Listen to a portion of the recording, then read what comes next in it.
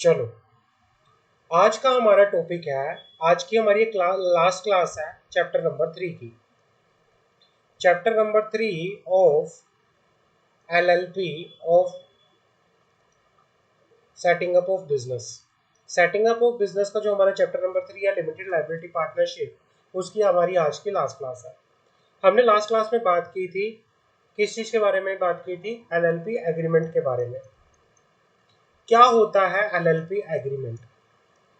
LLP agreement एक तरह से, जिस तरह से एक पार्टनरशिप के बीच में और एक पार्टनर के बीच में पार्टनरशिप एग्रीमेंट होता है, ऐसे ही एलएलपी एग्रीमेंट होता है। एलएलपी एग्रीमेंट के अंदर भी डिफरेंट काइंड्स ऑफ क्लोजेस होते हैं।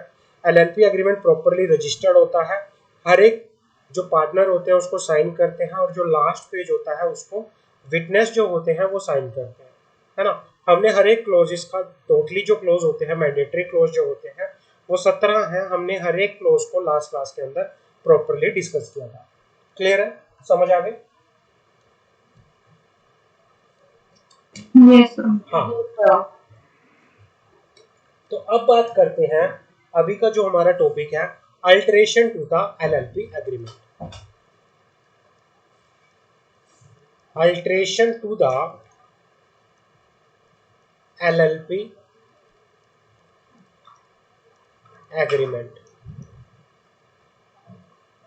अब अगर आपको अपने एलएलपी एग्रीमेंट के अंदर कोई चेंज करना है, अब चेंज किस तरह से हो सकता है? मान लो पहले एलएलपी थी जिसके अंदर 4 पार्टनर थे, स्वेच्छा, सिमरन, किरण एंड वंशा। आपको उसमें सौरभ को ऐड करना है, तो ऐसे नहीं ऐड होगा। पहले सारे के सारे पार्टनर जो हैं अपनी क्या देंगे? कंसेंट देंगे। उसके बाद क्या होगा? एलएलपी एग्रीमेंट के अंदर चेंज होगा। अब चेंज करने के लिए आपको क्या करना पड़ेगा? Alteration to the LLP agreement means making change to the original agreement. Original agreement के अंदर चेंज करना। जो आपने आरओसी के अंदर फाइल किया गया था, आरओसी के अंदर हमें कौन से फॉर्म में फाइल करना होता है? हमने लास्ट क्लास में बात की थी। एलएलपी एग्रीमेंट, कोई भी जब कंपनी, कोई भी एलएलपी सॉरी इनकॉर्पोरेट होती है, इनकॉर्पोरेट होने के 30 दिन के अंदर, हाँ 30 दिन के अंदर अंदर, 30 डेज के अंदर अंदर उस एलएलपी को फॉर्म 3 जो है आरओसी में फाइल करना पड़ता है। बाद में कोई भी चेंज होगा, उसमें चेंज करने में दोबारा से फॉर्म 3 फाइल होगा। 30 दिन के अंदर अंदर जब आपने चेंज किया, उसके 30 दिन के अंदर अंदर आपको दोबारा से फॉर्म 3 फाइल करना पड़ेगा। तो अगर कोई भी एलएलपी अपने ओरिजिनल एग्रीमेंट के अंदर कोई भी चेंज करती है तो उसको क्या करना पड़ेगा? उसको पहले तो रेजोल्यूशन पास करना पड़ेगा। रेजोल्यूशन में सारे के सारे जो पार्टनर होंगे वो अपनी क्या देंगे? कंसेंट देंगे। और फिर बाद में क्या होगा?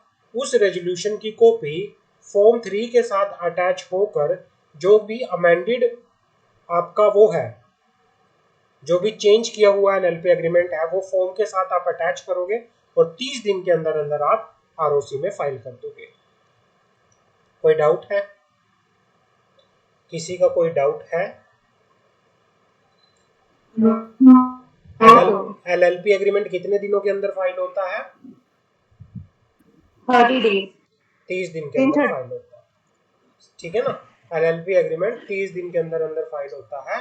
और अगर नई एलएलपी बनी है तो कितने, कहां से 30 दिन काउंट होंगे? न्यू एलएलपी के केस में अगर नई एलएलपी बनी है, फर्स्ट टाइम आप एलएलपी एग्रीमेंट फाइल कर रहे हो, तो 30 days from the date of incorporation. Application जिस दिन आपने इनकॉर्पोरेट किया एलएलपी को, उसके 30 दिन के अंदर अंदर आप एलएलपी एग्रीमेंट फॉर्म 3 में फाइल करोगे। मान लो आपने एलएलपी के अंदर, एलएलपी एग्रीमेंट के अंदर चेंज किया, तो फिर कब फाइल होगा एलएलपी एग्रीमेंट आपका? फॉर्म 3 कब फाइल करोगे आरओसी में?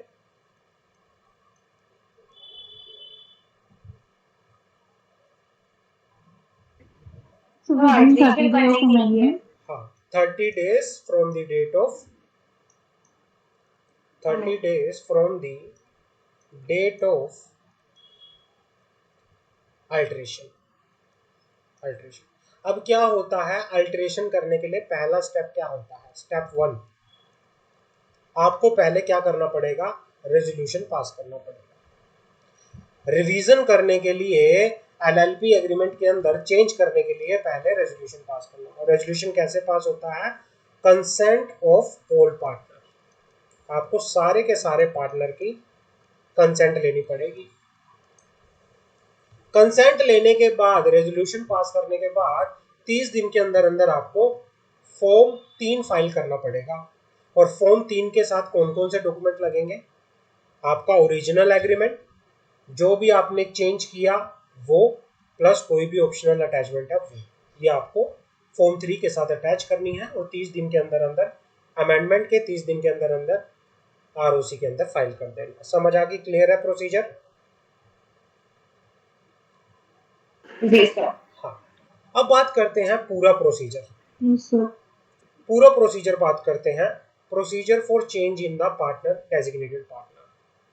अब आगे आता है हमारा प्रोसीजर। क्या होता है, मान लो एलएलपी के अंदर चेंज हो रहा है कोई पार्टनर, एक पार्टनर छोड़ के जा रहा है, या किसी एक नए पार्टनर को हम ऐड कर रहे हैं, जिसकी वजह से क्या हो रहा है, चेंज हो रहा है पार्टनर्स में, डेजिग्नेटेड पार्टनर में। तो किस तरह से हम चेंज करेंगे, उसका प्रोसीजर क्या होगा, वो बात करते हैं। In order to change the partner designated partner in LLP, उसके लिए चेंज इन पार्टनर के लिए जो फॉर्म फाइल होता है वो है फॉर्म 4। और एलएलपी एग्रीमेंट के लिए कौन सा फॉर्म है, फॉर्म 3। पार्टनर के अंदर चेंज हो रहा है उसके लिए फॉर्म 4, एलएलपी एग्रीमेंट में जो चेंज हो रहा है उसके लिए फॉर्म 3। क्लियर है, समझ आ गए? अब क्या होता है, क्या प्रोसीजर होता है कि भाई अगर आपको आपके पार्टनर में चेंज करना है, मान लो कि भाई आप एक नया पार्टनर अपनी पार्टनरशिप एलएलपी के अंदर लेके आ रहे हो, तो आपको क्या करना पड़ेगा, सबसे पहले तो आपको सारे के सारे डेजिग्नेटेड पार्टनर की कंसेंट लेनी पड़ेगी। सेम प्रोसीजर है, याद रखना, आपको सारे के सारे पार्टनर की कंसेंट लेनी पड़ेगी, including certified copy of board resolution where partner is body corporate. अगर आपके पार्टनर इंडिविजुअल है तो आप उनसे पहले कंसेंट लोगे, अगर आपके पार्टनर कोई कंपनी है तो उस कंपनी का बोर्ड रेजोल्यूशन, क्योंकि कंपनी के तो डिसीजन बोर्ड रेजोल्यूशन से ही होते हैं ना सारे। कंपनी डिसीजन कैसे लेती है, मीटिंग्स के अंदर। तो बोर्ड मीटिंग जो होगी, बोर्ड मीटिंग के रेजोल्यूशन में जो कंपनी ने डिसीजन लिया होगा किस चीज के लिए, किसी नए पार्टनर को ऐड करने के लिए अपनी एलएलपी में, तो वो रेजोल्यूशन भी आप साथ में पहले ये सारी चीजें आप करोगे। समझ आ गई, क्लियर है? दूसरा क्या है, कॉपी ऑफ रेजोल्यूशन या authorising letter mentioning name address individual nominated as partner designated partner. LLP के रेजोल्यूशन के अंदर या अथोराइजेशन लेटर के अंदर आप नाम या एड्रेस मेंशन करोगे उस पर्सन का जिसको नॉमिनेट किया गया है एज अ पार्टनर और डेजिग्नेटेड पार्टनर। एफिडेविट प्रूफ भी दिया जाएगा ऑफ चेंज ऑफ नेम। मान लो किसी पार्टनर ने, मान लो कोई पहले कोई लेडी थी, कोई वुमेन थी, शादी से पहले उसका नाम कुछ और था, शादी के बाद उसका सरनेम चेंज हो गया, जिसकी वजह से अब वो क्या कर रही है, अपना नाम चेंज कर रही है। तो उस सिचुएशन में अगर एग्जिस्टिंग पार्टनर का नाम चेंज हो रहा है तो उसे अपने नाम चेंज का एफिडेविट देना होगा। समझ आ गई, क्लियर है? तो अगर किसी भी एलएलपी के अंदर पार्टनर में चेंज हो रहा है तो पहले क्या होगा, सारे के सारे पार्टनर से, या अगर कोई कंपनी पार्टनर है तो उसके बोर्ड रेजोल्यूशन पास करके कंसेंट ली जाएगी। और फिर क्या होगा, कॉपी ऑफ रेजोल्यूशन या अथोराइजेशन लेटर, उसके अंदर पर्सन का नाम और उसका एड्रेस बताया जाएगा जिसको नॉमिनेट किया जा रहा है एज अ पार्टनर या फिर एज अ डेजिग्नेटेड पार्टनर। और तीसरा, अगर किसी एग्जिस्टिंग पार्टनर का नाम चेंज हो रहा है तो उसका एफिडेविट भी दिया जाएगा नाम चेंज का। समझ आ गए, क्लियर है? कोई डाउट? No sir. यहां तक कोई डाउट? अब Yes, sir. अब बात आती है हमारे No, पास। sir. हाँ, अब आप अपनी एलएलपी के अंदर किसी पार्टनर को चेंज करना चाहते हो, तो उसके लिए कौन सा फॉर्म होता है? फॉर्म 4, ई फॉर्म 4 होता है, चेंज इन द पार्टनर। साथ के साथ आपको अपने एलएलपी एग्रीमेंट के अंदर भी चेंज करना पड़ेगा। जहां पे भी पार्टनरशिप पार्टनर्स का नाम आता है, डेजिग्नेटेड पार्टनर का नाम आता है, वहां पे आपको चेंज करना पड़ेगा। आपने जो नया पार्टनर ऐड किया है या फिर आपके जो एग्जिस्टिंग पार्टनर का नाम चेंज हुआ है, वो आपके एलएलपी एग्रीमेंट में भी चेंज होगा। इसी के साथ आपको अल्टरेशन करनी पड़ेगी अपने तो एलएलपी। सर तो सर ई फॉर्म के E4 के साथ साथ ई फॉर्म 3 भी हाँ, मतलब करना पड़ेगा attach? दोनों, दो फॉर्म फाइल होंगे। पहला फॉर्म फाइल होगा ई फॉर्म 4, जिसमें आप एक नए डेजिग्नेटेड पार्टनर को पार्टनर। अपॉइंट करोगे या रिमूव करोगे, जिस जो भी आपका चेंज है पार्टनर का, वो चेंज के बारे में बताओगे। दूसरा, उसी के साथ अपने एलएलपी एग्रीमेंट में भी चेंज करोगे, जिसमें आप पार्टनर के डिटेल में चेंज करोगे, प्रॉफिट शेयरिंग रेशियो में चेंज करोगे। तो वो उस कैसे होगा? जब आप अल्ट्रेशन करोगे अपने एलएलपी एग्रीमेंट के अंदर, तो वो वहां पे भी होगा। समझ आ गई? और क्या क्या डॉक्यूमेंट ठीक है अटैच सर। होते हैं जी सर। फॉर्म के साथ? क्या क्या डॉक्यूमेंट अटैच होंगे इस फॉर्म के साथ? कंसेंट लेटर ऑफ पार्टनर, जितने भी पार्टनर की एग्जिस्टिंग पार्टनर है उनकी कंसेंट। अगर कोई छोड़ के चल जा रहा है पार्टनर, एलएलपी में से मान लो कोई पार्टनर छोड़ के चला गया, तो उसका एविडेंस भी देना होगा सिसेशन का। सिसेशन मतलब कोई रिजाइन कर गया, किसी को रिमूव कर दिया गया, अब वो एलएलपी के अंदर पार्टनर नहीं रहा, तो उसका एविडेंस भी देना होगा। अगर किसी का नेम चेंज हो रहा है तो उसका एफिडेविट का प्रूफ भी देना होगा। अगर पार्टनर या फिर डेजिग्नेटेड पार्टनर कंपनी है ना, तो कंपनी के रेजोल्यूशन, बोर्ड रेजोल्यूशन की कॉपी भी देनी पड़ेगी to become a partner in LLP.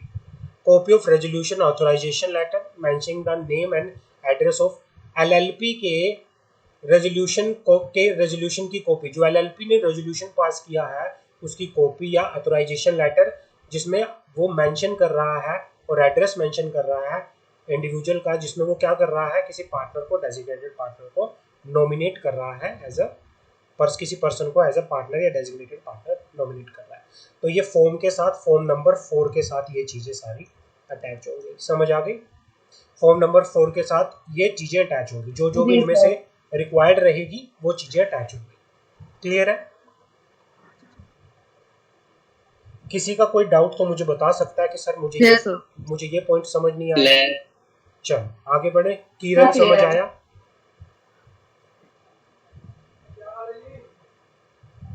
किरण समझ आया? Yes, sir. हाँ। Annual compliance of LLP. Annual compliance of LLP. LLP का एनुअल कंप्लायंस, देखो कंपनी, जैसे कंपनी होती है ना, कंपनी को काफी सारे कंप्लायंस करने पड़ते हैं, लेकिन एलएलपी को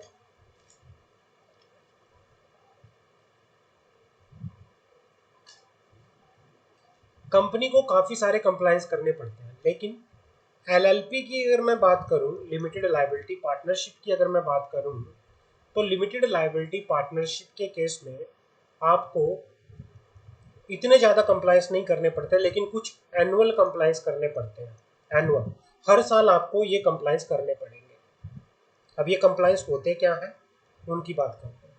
जैसे एक एलएलपी को हर साल एनुअल रिटर्न फाइल करनी पड़ती है, हर एक एलएलपी को हर साल statement of account and solvency file करनी पड़ती है, हर एक एलएलपी को हर साल इनकम टैक्स रिटर्न फाइल करनी पड़ती है।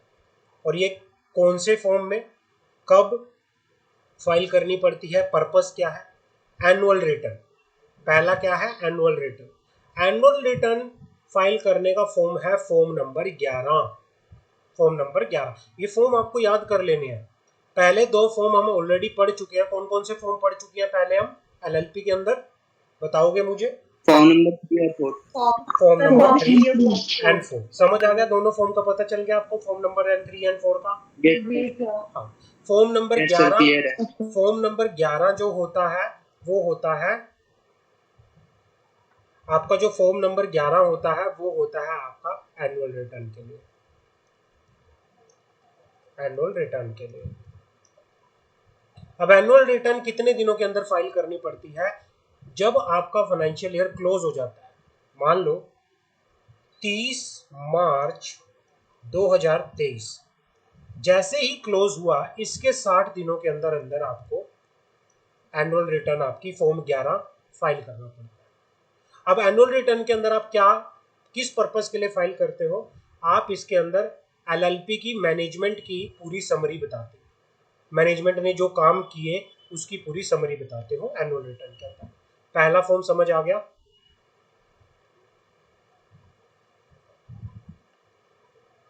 जी सर। दूसरा फॉर्म होता है statement of account and yes solvency. Sir. Statement of account and solvency, उसका फॉर्म है form number 8। Statement of account, statement of accounts and solvency, इसका फॉर्म है फॉर्म नंबर 8। अभी फॉर्म नंबर 8 कब फाइल होता है? फॉर्म नंबर 8 आपको 30 दिनों के अंदर from the end of 6 month of the financial year to which such financial statement account और सोल्वेंसी रिलेट, हाफ ईयरली होता है। ये हाफ ईयरली आपको फाइल करना पड़ता है फॉर्म नंबर 8।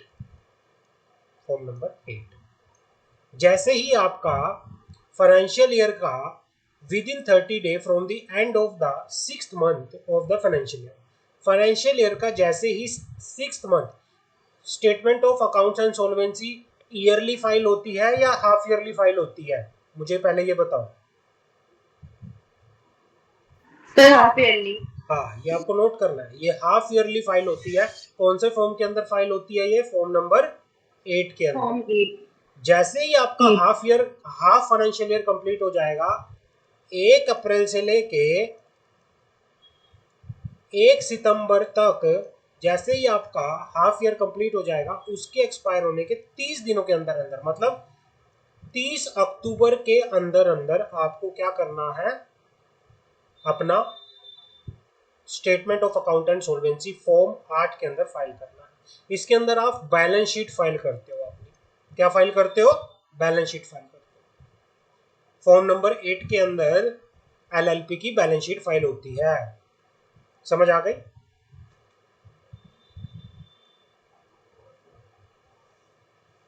जी सर। लेकिन सर बैलेंस शीट तो एंडिंग ऑफ डे बनती है ना, 31 मार्च में।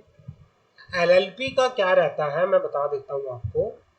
एलएलपी को, कुछ ही जी एलएलपी सर। को ऑडिट करना मैंडेटरी होता है। ऐसा नहीं है कि बैलेंस शीट सिर्फ पूरे साल की बनेगी, आप हाफ ईयरली बैलेंस शीट भी दे सकते हो, फाइल कर सकते हो, तो ये डिपेंड करता है। समझ आ गई? स्टेटमेंट ऑफ अकाउंट्स, अकाउंट्स मतलब profit and loss and balance sheet, and solvency, solvency क्या दिखाती है? सोल्वेंसी हमारी बैलेंस शीट बताती है। फाइनेंशियल पोजीशन की बात, सोल्वेंसी की बात कौन करती है? Balance sheet. तो वो हाफ ईयरली बेसिस पे फाइल होती है एलएलपी की। एलएलपी को ऑडिट करना मैंडेटरी ठीक नहीं है सर। होता, कुछ ही एलएलपी होती है जिनको ऑडिट करवाना मैंडेटरी होता है, वो हम पढ़ेंगे। और तीसरा होता है इनकम टैक्स रिटर्न, जो कि एलएलपी को फाइल करना मैंडेटरी होता है आईटी रिटर्न के फॉर्म में। हर साल 31 जुलाई से पहले क्या हो जाना चाहिए? आपका इनकम टैक्स रिटर्न फाइल हो जाना चाहिए, 31 July of the assessment year. अगर किसी एलएलपी को अपने अकाउंट को ऑडिट करवाना मैंडेटरी है तो 30 सितंबर तक आपकी आईटी रिटर्न फाइल हो जानी चाहिए। अगर किसी एलएलपी को फॉर्म 3CEB के अंदर इनकम टैक्स रिटर्न करना है तो फिर उसको 30 नवंबर तक का टाइम दिया जाता है। तो अलग अलग टाइम पीरियड होता है। ये जो 31 जुलाई का टाइम पीरियड है ये उन एलएलपी के लिए है जिनके अकाउंट्स जो हैं ऑडिट कराना मैंडेटरी नहीं है। लेकिन जिनके अकाउंट ऑडिट कराना मैंडेटरी है वो 30 सितंबर तक अपनी इनकम टैक्स रिटर्न फाइल करेंगे। और जिन एलएलपी को अपने जो अकाउंट जो फॉर्म है, अगर वो अपनी रिटर्न है वो फॉर्म 3CEB के अंदर अगर फाइल करना है तो वो 30 नवंबर तक करेंगे। समझ आ गई? क्लियर है? कोई डाउट हो तो मुझे बताओ, फिर हम आगे बढ़े। क्लियर है सर। चलो सबको क्लियर है? हमने ये पढ़ लिया। अब सेम नीचे लिखी हुई है सारी Yes, कहानी, sir. सारी कहानी सेम नीचे लिखी हुई है। एनुअल रिटर्न कौन से फॉर्म में फाइल करेंगे? 11 के अंदर फाइल करेंगे। कितने दिनों के अंदर अंदर फाइल हो जानी चाहिए? 30 दिन। जैसे ही आपका फाइनेंशियल ईयर क्लोज हुआ 31 मार्च को, 31 मार्च को 60 दिन कब खत्म होंगे? 30 मई। तो 30 मई से पहले पहले आपका एनुअल रिटर्न फाइल हो जानी चाहिए। दूसरा केस, ये इंपॉर्टेंट है, इंपॉर्टेंट है, ये ध्यान से सुनना, बात करते हैं। In case annual turnover of LLP cross 5 crore या फिर capital contribution from the partner exceed 50 lakh, annual return should be accompanied by certificate from practising company secretary. भाई ये कहना चाह रहा है जिस भी एलएलपी का जो एनुअल टर्नओवर है, एनुअल टर्नओवर अगर वो 5 करोड़ से ज्यादा है या फिर पार्टनर का कैपिटल कंट्रीब्यूशन जो है वो 50 लाख से ज्यादा है, तो फिर एनुअल रिटर्न के साथ सर्टिफिकेट भी अटैच होगा, सर्टिफिकेट ऑफ कंप्लायंस, जो कि कौन देगा? प्रैक्टिसिंग कंपनी सेक्रेटरी देगा। बस ये अलग से एक रिक्वायरमेंट रहती है, बाकी वही का वही कंप्लायंस है। समझ आ गई बात? कोई डाउट? जी सर। किसी का कोई डाउट? सर ये बताता क्या है certificate of compliance? Certificate of compliance में प्रैक्टिसिंग कंपनी सेक्रेटरी हर एक चीज को, जो भी कंप्लायंस होते हैं ना सेक्रेटेरियल के, है ना, कि भाई जितने भी कंप्लायंस एलएलपी के ऊपर मैंडेटरी थे वो सारे के सारे इन्होंने फॉलो किए हैं। हर एक मिनट्स को प्रिपेयर किया है, हर एक डॉक्यूमेंट को अच्छे से प्रिपेयर किया है। तो वो सारा कंप्लायंस सर्टिफिकेट की भाई जो भी कंप्लायंस एलएलपी को करने थे वो सारे कंप्लायंस एलएलपी ने अच्छे से किए हैं। उस चीज का सर्टिफिकेट एक प्रैक्टिसिंग कंपनी सेक्रेटरी देता है। समझ आ गई मेरी बात? यस तो sir. Sir practising company secretary job में नहीं दे सकता, मतलब कोई प्रैक्टिस में ना हो जॉब में, वो दे सकता है सर्टिफिकेट का? नहीं, इसमें स्पेसिफिकली लिखा है प्रैक्टिसिंग कंपनी सेक्रेटरी, जिसके पास सर्टिफिकेट ऑफ प्रैक्टिस है।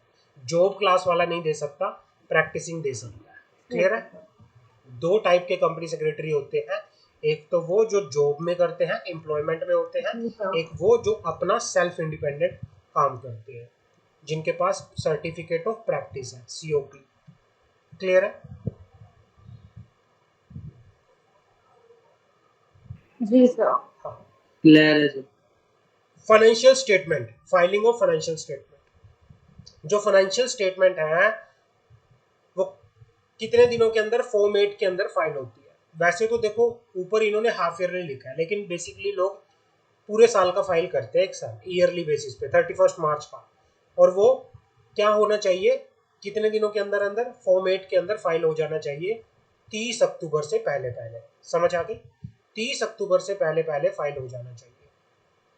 और भाई अगर यहाँ पे भी इंपॉर्टेंट है, किसी भी एलएलपी का अगर एनुअल टर्नओवर 40 करोड़ 40 लाख या फिर कैपिटल कंट्रीब्यूशन 25 लाख से ज़्यादा है, किसी भी एलएलपी का अगर टर्नओवर 40 लाख या फिर उसका कैपिटल कंट्रीब्यूशन 25 लाख उससे ज़्यादा है, तो उसको अब चार्टर्ड अकाउंटेंट से मैंडेटरी ऑडिट करवाना पड़ेगा अपने फाइनेंशियल स्टेटमेंट को। समझ आ गई?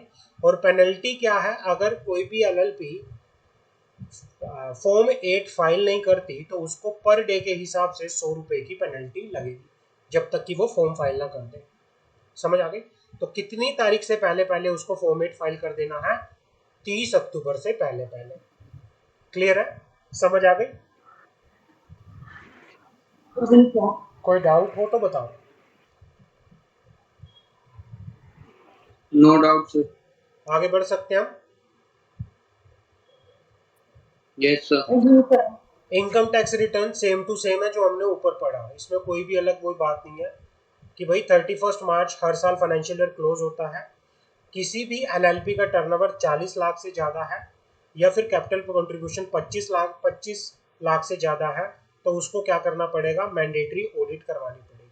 तो दो चीज़ें होता है, अगर एलएलपी को ऑडिट करवाना मैंडेटरी नहीं है तो उसकी आईटीआर कब तक फाइल हो जानी चाहिए?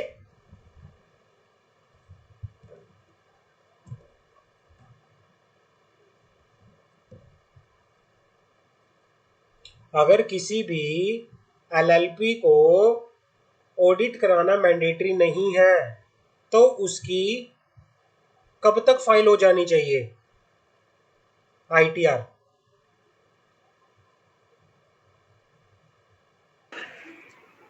सर जुलाई 31st। 31 जुलाई। और अगर किसी भी एलएलपी को ऑडिट कराना मैंडेटरी है तो उसके कब तक फाइल हो जानी चाहिए फिर आईटीआर? 30 सितंबर। और किसी भी एलएलपी को अगर अपनी जो इनकम टैक्स की रिपोर्ट है अगर वो फॉर्म 3C EB में फाइल करना है तो उसकी 30 नवंबर तक फाइल हो जानी चाहिए। नॉर्मल केस में 31 जुलाई तक हो जानी चाहिए। हमने यही पढ़ा था।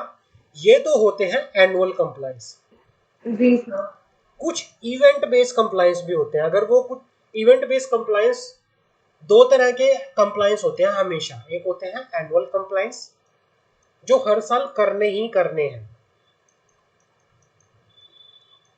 एवरी ईयर जो कंप्लायंस करने होते हैं। एक होते हैं इवेंट बेस्ड कंप्लायंस। कोई बताएगा मुझे इवेंट बेस्ड कंप्लायंस क्या का मतलब क्या है?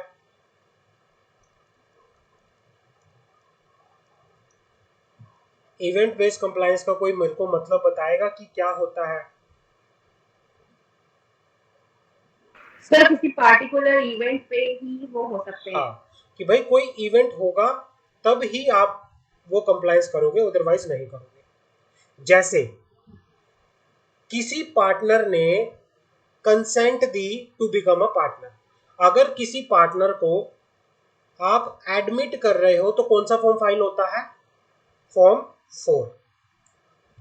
कोई भी नए पार्टनर की आप अपॉइंटमेंट कर रहे हो, चेंज इन पार्टनर, चाहे आप अपॉइंट कर रहे हो चाहे आप रिजाइन कर रहे हो, आपको कौन सा फॉर्म फाइल करना है? फॉर्म 4। आपने रिजाइन किया, आपने पार्टनर, आप नए पार्टनर बने तो आपको 30 दिन के अंदर अंदर जब भी चेंज होगा, या तो आप नए partner as a new partner appoint हुए या फिर रिजाइन हुए, 30 दिन के अंदर अंदर जब भी चेंज होगा आपको फॉर्म 4 फाइल करना पड़ेगा। ये इवेंट बेस है, जब ये चीज होगी तब आपको करनी पड़ेगी। चेंज इन रजिस्टर्ड ऑफिस, हमने चेंज इन रजिस्टर्ड ऑफिस के बारे में भी बात की थी। उसके लिए हमने फॉर्म बात किया था फॉर्म नंबर 15 कि भाई जब भी आपका रजिस्टर्ड ऑफिस चेंज हुआ है उस रजिस्टर्ड ऑफिस चेंज होने के 30 दिनों के अंदर अंदर आपको फॉर्म नंबर 15 फाइल करना है। ये हमने पढ़ा था ऊपर लास्ट क्लास में। क्लियर है? किसी भी एलएलपी ने अगर अपना नेम चेंज किया है तो नेम चेंज करने के लिए उसको फॉर्म नंबर 5 क्या करना पड़ता है? फाइल करना पड़ता है 30 दिन के अंदर। किसी भी एलएलपी ने अगर अपना नाम चेंज किया है तो उसको फॉर्म नंबर 5 क्या करना पड़ता है? फाइल करना पड़ता है। एलएलपी एग्रीमेंट में कोई चेंज हुआ है तो एलएलपी एग्रीमेंट में चेंज के लिए फॉर्म नंबर 3 फाइल करना पड़ता है 30 दिन के अंदर। डेजिग्नेटेड पार्टनर के अंदर कोई चेंज हुआ है तो फॉर्म नंबर 4 फाइल करना पड़ता है। याद हो जाएंगे फॉर्म ये सारे। तो इसमें मोटा मोटी एलएलपी के अंदर form 3, form 4, form 5, form 15, form 11, form 8 ये बात होती है सारी की सारी। ठीक है ना? समझ आ गई मेरी बात? आगे बढ़े। जी सर। अब बात आती है compounding of offence. Compounding of offence, compounding का मतलब होता है माफ करवाना। कंपाउंडिंग का मतलब होता है माफ करवाना। माफ, कंपाउंडिंग ऑफ ऑफेंस। आपने कोई ऑफेंस किया, ऑफेंस का मतलब क्या होता है? ऑफेंस का मतलब क्या होता है? एक तरह से आपने कुछ गलत किया। कोई, हाँ जी, बोलो बोलो।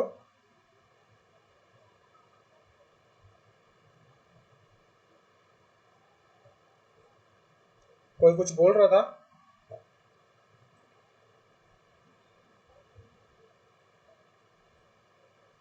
चले आगे चले।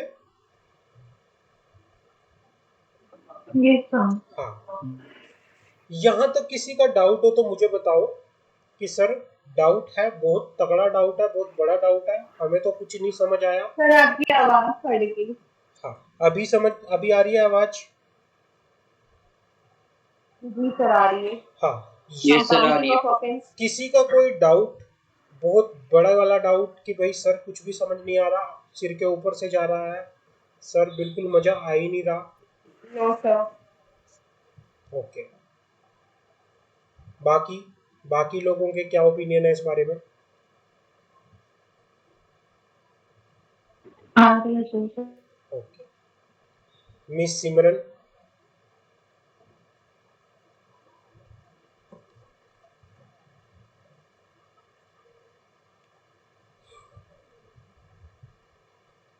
करें, चलें आगे?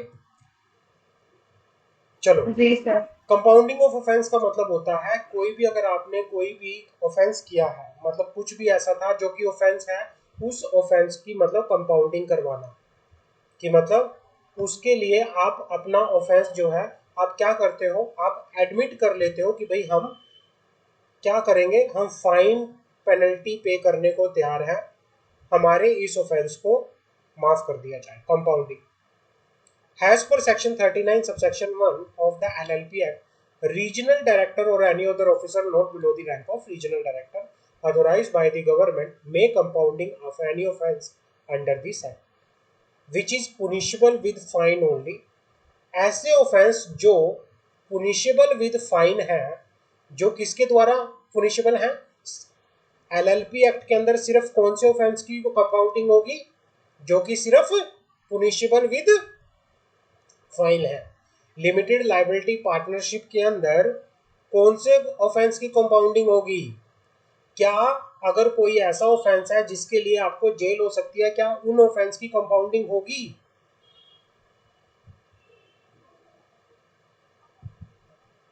No sir. नहीं होगी। ऐसे ऑफेंस जो सिर्फ, जिनके ऊपर सिर्फ फाइन फाइन लगता है, अगर आपने कोई ऐसा ऑफेंस किया है जिसके लिए आपको सिर्फ फाइन लगेगा, सिर्फ उन्हीं ऑफेंस की क्या हो सकती है, कंपाउंडिंग हो सकती है under the limited liability partnership. ये बात समझ आ गई आप लोगों को? जी सर। हाँ। दूसरा, कंपाउंडिंग कौन कर सकता है? लिमिटेड लाइबिलिटी पार्टनरशिप के अंदर कंपाउंडिंग करने का जो पावर है किसके पास है? आरडी के पास, या फिर कोई भी ऑफिसर जिसकी रैंक आरडी से नीचे नहीं है, जिसको सेंट्रल गवर्नमेंट ने ऑथोराइज किया गया है, वही पर्सन क्या कर सकता है, वही ऑफिसर क्या कर सकता है, आपके ऑफेंस को कंपाउंड कर सकता है। समझ आ गई? अब किस तरह से कंपाउंडिंग होगी? जी सर। हाँ, As per section 39 subsection 1 of the Limited Liability Partnership Act, regional director or any other officer not below the rank of regional director authorized by the central government may compounding any offence under this act, which is punishable with fine only, by collecting from a person reasonably suspected of having committed offence sum which may extend to the amount of maximum fine provided for the offence, but which shall not be lower than the minimum amount for the offence। ये कहना चाह रहा है कि भाई किस तरह से कंपाउंडिंग हो सकती है। आपने कोई ऑफेंस किया, आपको बहुत तगड़ी सजा हो सकती थी, लेकिन आपने कंपाउंडिंग की एप्लीकेशन फाइल कर ली, आपने बोला कि भाई हम इस ऑफेंस के लिए जो भी फाइन बनता है हम पे करने को तैयार हैं। तो रीजनल डायरेक्टर के पास पावर है ऑफेंस को कंपाउंड करने की। रीजनल डायरेक्टर आपसे फाइन के रूप में मैक्सिमम टू मैक्सिमम अमाउंट जो आपको एज अ पेनल्टी लगता है वो चार्ज कर सकता है, लेकिन कम से कम कितना पैसा आपसे ले सकता है? जो मिनिमम पेनल्टी है वो कम से कम पैसा लेगा, और ज़्यादा से ज़्यादा फाइन कितना लगेगा? जो आपकी मैक्सिमम पेनल्टी है, उस हिसाब से आपसे पैसा रिकवर करके आपके ऑफेंस को कंपाउंड कर दिया जाएगा। समझ आ गए? क्लियर है? और दूसरा, मान जी लो सर। आपने पहले कुछ ऑफेंस किया, एलएलपी एक्ट के अंदर आपने ऑफेंस किया, आपने उसकी कंपाउंडिंग करवा ली। कंपाउंडिंग मतलब आपने बोल दिया कि हम पेनल्टी देने को तैयार हैं, हम पे और ज़्यादा जुर्म नहीं ढा जाए, हम तैयार हैं, हम कोर्ट केस में नहीं जाना चाहते, हम सेटलमेंट करना चाहते हैं, we are ready for the paying the penalty. आपने कंपाउंडिंग करवा ली, लेकिन कंपाउंडिंग करवाते ही अगले दिन दोबारा से आपने वही ऑफेंस कर दिया, क्या उनकी कंपाउंडिंग हो पाएगी या नहीं हो पाएगी। लॉ कहता है compounding shall not be allowed within 3 year from the date on which similar offence was commit and compounded. आपने एक ऑफेंस किया, उसकी कंपाउंडिंग करवा ली, अगले आने वाले 3 सालों तक अगर कोई आप सिमिलर ऑफेंस करते हो, उसी तरह का कोई दोबारा से ऑफेंस करते हो, उनके लिए कोई कंपाउंडिंग नहीं होगी, किसी तरह की कोई माफी नहीं होगी। समझ आ गई मेरी बात। आपको क्रिमिनल घोषित कर दिया जाएगा। समझ आ गई मेरी बात।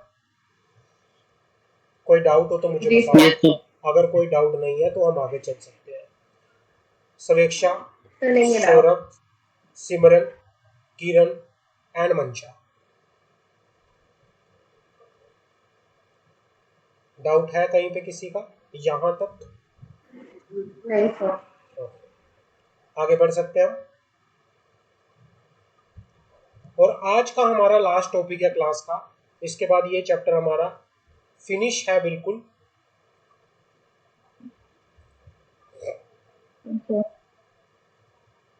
ये केस लॉ इंपॉर्टेंट नहीं है, आप इसको काट देना, केस लॉ काट देना। Winding up of LLP. LLP winding up का मतलब होता है डिसोल्यूशन। वाइंडिंग अप का मतलब होता है dissolution, closure of LLP, LLP को बंद करना। एलएलपी या तो खुद से वॉलंटरली अपने खुद से, या फिर ट्रिब्यूनल, ट्रिब्यूनल का मतलब यहाँ पे एनसीएलटी से है, नेशनल कंपनी लॉ ट्रिब्यूनल। या तो एलएलपी खुद से वाउंड अप हो सकती है या फिर ट्रिब्यूनल ऑर्डर पास कर सकता है वाइंडिंग अप का। If LLP is to initiate winding up voluntarily, अगर एक एलएलपी खुद से वाइंड अप होना चाहती है, देन एलएलपी क्या करेगी, रिजोल्यूशन पास करेगी। किस चीज के लिए? वाइंड अप करने के लिए एलएलपी का, जिसके लिए कम से कम 3/4 of the total number of the partner, मतलब 75% of the total number of the partner की क्या चाहिए, अप्रूवल चाहिए। अगर कोई भी एलएलपी खुद से वाउंड अप होना चाहती है, बंद करना चाहती है अपने आप को, तो क्या करना चाहिए, पहले टोटल अगर जितने भी पार्टनर होंगे उनका 75% से आपको क्या करना पड़ेगा, अप्रूवल लेनी पड़ेगी। If the LLP has a lender, secured unsecured, then the approval of lender would also be required for the bond। अगर एलएलपी ने किसी से लोन ले रखा है, तो चाहे वो सिक्योर्ड हो चाहे वो अनसिक्योर्ड क्रेडिटर हो, तो उन क्रेडिटर से भी, लैंडर का मतलब है क्रेडिटर्स, तो उन क्रेडिटर से भी एलएलपी को क्या करनी पड़ेगी, अप्रूवल लेनी पड़ेगी। दूसरा, एलएलपी वाउंड अप हो सकती है by the order of the tribunal. अब किन किन सिचुएशन में एनसीएलटी जो है एलएलपी को ऑर्डर दे सकता है कि आप अपने आप को बंद कीजिए। पहला, जहां पर एलएलपी ने एप्लीकेशन लगाई ट्रिब्यूनल को, एलएलपी ने एप्लीकेशन लगाई ट्रिब्यूनल को कि हम वाउंड अप होना चाहते हैं, या फिर there are less than 2 partner in the LLP for a period of more than 6 month, 6 महीने से ज्यादा हो गया, अभी तक एलएलपी में सिर्फ एक ही पार्टनर है। एलएलपी के अंदर कम से कम कितने पार्टनर होने चाहिए, minimum number of partner, 2 designated partner, 2 partner होने चाहिए। 2 सर, हाँ। Minimum number. और लेकिन आपकी एलएलपी में 2 पार्टनर से कम से, मान लो एक ही पार्टनर था और 6 महीने से ज्यादा हो गए, तो एनसीएलटी ऑर्डर दे सकता है, भाई यहाँ पे तो कोई पार्टनर है ही नहीं, बंद करो इसे। तीसरा, LLP has acted against the interest of the nation, state security, public order. LLP कोई ऐसा काम कर रही है जो नेशन के इंटरेस्ट में, देश के इंटरेस्ट में, स्टेट की सिक्योरिटी में, पब्लिक ऑर्डर के में खिलाफ है, कोई क्रिमिनल एक्टिविटी कर रही है, कोई टेररिस्ट की एक्टिविटी कर रही है। Default is made in filing up of annual return, statement of accounts for any 5 consecutive financial year. पिछले 5 साल हो गए, एलएलपी ने अभी तक अपनी कोई एनुअल रिटर्न फाइल नहीं करी, आरओसी में कोई बैलेंस शीट फाइल नहीं करी, और अभी तक कंटिन्यू डिफॉल्ट है। उसके लिए भी एनसीएलटी बोल सकती है एलएलपी को कि बंद करो, तुम्हारे बस की बात नहीं है। और बाद में लास्ट में एलएलपी को एनसीएलटी को लगता है, यहाँ पे ट्रिब्यूनल का मीनिंग एनसीएलटी से है, नेशनल कंपनी लॉ ट्रिब्यूनल। भैया एनसीएलटी को लगता है कि भाई कुछ ऐसे रीजन, कुछ ऐसे कारण अराइज हो चुके हैं जिसकी वजह से हमें एलएलपी को क्या करना पड़ेगा, बाउंड अप करना पड़ेगा, तो वो भी ऑर्डर एलएलपी दे सकती है। तो इन रीजन्स की वजह से एलएलपी ऑर्डर पास कर सकती है बाउंड अप का। अदरवाइज एनसीएलटी खुद से भी बाउंड अप हो सकती है, उसके लिए आपको कुछ नहीं करना, 75% of the total number of the partner से आपको अप्रूवल लेनी है। अगर आपके कम एलएलपी के अंदर क्रेडिटर्स हैं उनसे अप्रूवल लो और अपना धंधा बंद कर लो। तो इस तरह से आप बंद कर सकते हो। और यहाँ पे हमारा चैप्टर होता है बंद, उसी के साथ चैप्टर भी